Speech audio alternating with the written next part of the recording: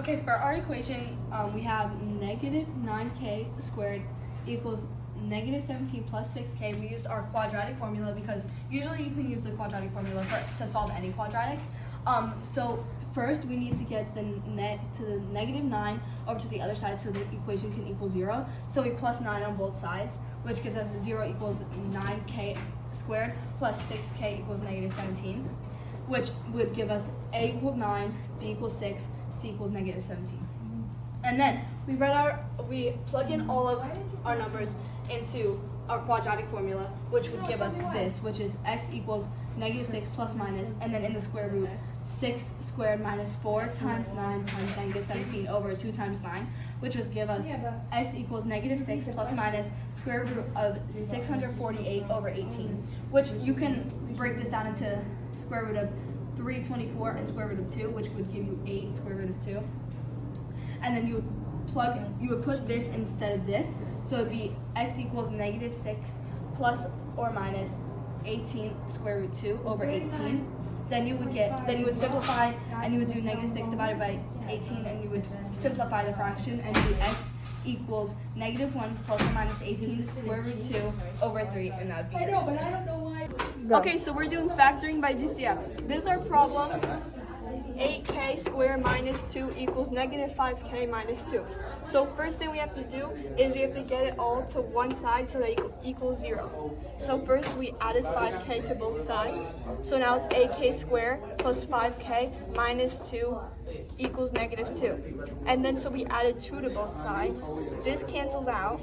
So now we have 8k squared plus 5k equals 0. So now we can do something. So we can factor our k, so we're going to factor our k, and we're going to save that for later. So then we have 8k plus 5 equals 0, and then we're going to solve for k.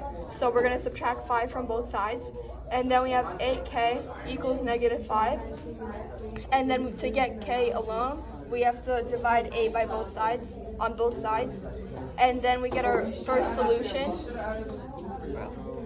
Our first solution is k equals negative 5 over 8. Bro, everyone's in here suddenly. And then, so now we're going to go back. This k that we saved for later, it equals 0. So that's our second solution. Hey guys, I'm going to be completing the square on the math equation today. So the equation I have today is x squared plus 14x equals minus 59 equals 3. So I chose this equation to use completing the square on because there is a positive number in the x, which will be used later on. And also there will be a positive number when for the c and what is a here later on. So how to start this? So for the first step, you're going to want to move the c value to the other side utilizing inverse operations. So as you see here, we have negative 59, and we add, so which is subtraction, and then we add 59, so you get minus 10 plus 59, which would equal 49. So for the next step, you bring whatever answer you have here, you use quadratic formula, so it would be x squared plus 14x equals 49. So there's two different ways to do this step. There's a shortcut way and there's a normal way. For the shortcut way, you're going to use the formula b over 2 squared, and then you're going to divide the value, which is 14x, then square it to find the factor.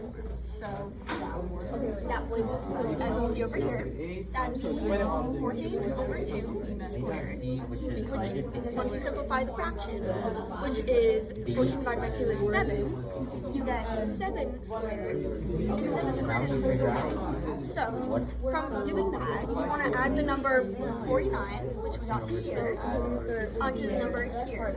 So then you would get the equation 7 plus x plus 7 squared equals 9. The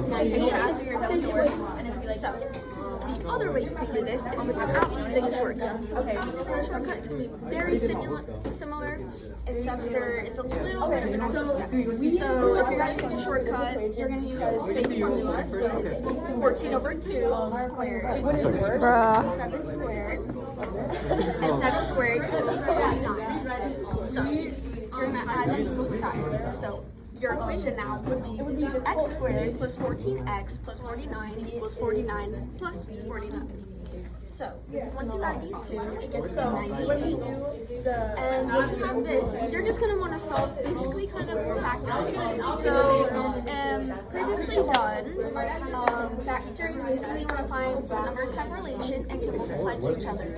So, these numbers have 7 in relation, so that's why our equation is x plus 7 squared equals 98. And as you can see with these two methods, they're the same. So you want to go down, they're the same equation, so you want to go now to separate. So since the value of 7 plus x is squared, you need to get the square root to do it, so we can balance out to the 98. So remember the x to the square root, this is basically what you're going to get. Except you need to make sure to add the positive and the negative to the equation, because once you start the square root, that's it. You have to continue the square root to the positive and negative. So make sure this positive and negative is always there in your equation. So once you go down to step 4, which is one of the last steps.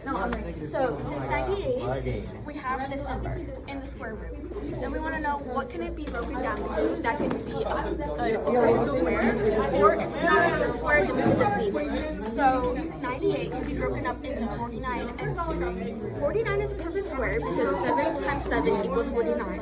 So once we do that, we square out 49 and put the 7. Because 7 times 7 is 49. So we then have 7 x plus 7 equals positive or negative. Because remember, keep the positive and negative. So we have x plus 7 plus or minus 7 times the square root of 2. And with that, you're going to want to subtract the value of positive 7 using the inverse operations that we kind of did up here. So that would be 7 minus 7, and then you're going to do it on the other side too. So you're going to do minus 7, and then you're going to subtract 7 from here, and then your equation has been solved, and the answer to this equation will be x equals negative 7 plus or minus 7 times the square root of 2. Oh my, finally.